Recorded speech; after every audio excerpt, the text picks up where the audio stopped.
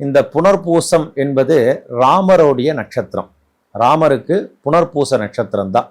ராமர் எப்படி இருப்பார் அப்படின்னா அமைதியாக இருப்பார். அந்த புனர்பூச நட்சத்திரத்தில் பிறந்தவர்கள்லாம் அமைதியாக தான் இருப்பார்கள். எந்த ஒரு காரியம் நடந்தாலும் சரி, நடக்கட்டும் பார்த்துக்கலாம் அப்படின்னு பொறுமையாக தான் இருப்பார்கள். அந்த ராமர் எப்படி இருந்தாரோ, அவர் எல்லா கஷ்டங்கள், அவர் இந்த பூமியில் பிறந்து அவர் படாத கஷ்டங்கள் கிடையாது. இந்த இறைவன்லாம் எதற்காக இப்படிலாம் இந்த இவ்வளோ கஷ்டங்கள்லாம் பட்டு போயிருக்காங்க அப்படின்னாக்க, மனிதர்கள் நம்மெல்லாம் இவ்வளோ கஷ்டங்களையும் நாம் இந்த பூமியிலே அனுபவிக்க வேண்டும். இருக்கக்கூடிய கொஞ்ச நாட்களில், நம்ம பிறக்கிறதுலேருந்து கொஞ்ச நாட்கள் தான் இருக்கும். அந்த நாட்களில் நம்ம நல்லது கஷ்டங்கள் எல்லாத்தையும் நம்ம அதில் அனுபவிச்சுட்டு நம்ம போகணும் அப்படிங்கிறதெல்லாம் குறிக்கிறதுக்காக தான். பொதுவாக ஒவ்வொரு நட்சத்திரத்துக்காரர்கள் ஒரு ஒரு சிறப்பில் இருப்பார்கள். இப்போ திருவாதிரை இதெல்லாம் அப்படின்னா டக்குன்னு கோபம் வந்துடும்.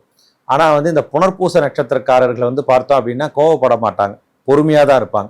நம்ம அவங்கள கோவப்படுற மாதிரி செஞ்சாலும் சரி, நடக்கட்டும், பேசட்டும், பார்த்துக்கலாம் அப்படின்னு தான் இருப்பாங்க.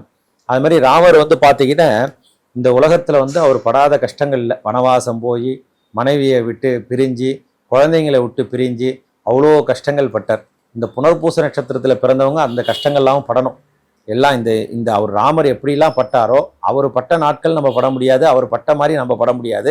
அதில் கொஞ்சங்கள் நம்ம முன்னோர்கள் செய்த அது நல்லதை வச்சு நம்மளோட வாழ்க்கையில் எல்லாமே நடக்கும். நம்ம முன்னோர்கள் நமக்கு எவ்வளோக்கு எவ்வளோ நல்லது பண்ணுறாங்களோ, இறைவன் வழிபாடு பண்ணுறாங்களோ, அதாவது பித்ருக்களுக்கு உரிய தர்ப்பணங்கள்லாம் செய்கிறாங்களோ, இதெல்லாம் நம்ம பண்ணினோம் அப்படின்னாக்க நம்ம வாழ்க்கையில் நல்லா இருக்க முடியும்.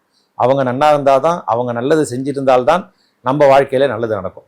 அதாவது ஒரு பழமொழி ஒன்று சொல்லுவாங்க, தாத்தா சொத்து பாட்டனுக்கு தான் அப்படிம்பாங்க. இப்போ தாத்தாவோட சொத்து மட்டும் நம்ம எடுத்துக்கிறோம். இது எங்கள் தாத்தா சம்பாரிச்சது, எனக்கு தான் கொடுக்கணும் அப்படின்னு நம்ம கேஸெல்லாம் போட்டு நம்ம அந்த சொத்தை மட்டும் வாங்கிக்கிறோம். அதுமாதிரி தாத்தா செஞ்ச பாபங்கள் அதுவும் நமக்கு தான் சேரும். அதுமாதிரி அவங்க நல்லது பண்ணாலும் நமக்கு தான் வரும், கெடுதல் பண்ணாலும் நமக்கு தான் வரும். அது எப்படிலாம் அவங்க பண்ணியிருக்காங்களோ அதுக்கு தகுந்த மாதிரி தான் நமக்கு பலன்கள் கிடைக்கும்.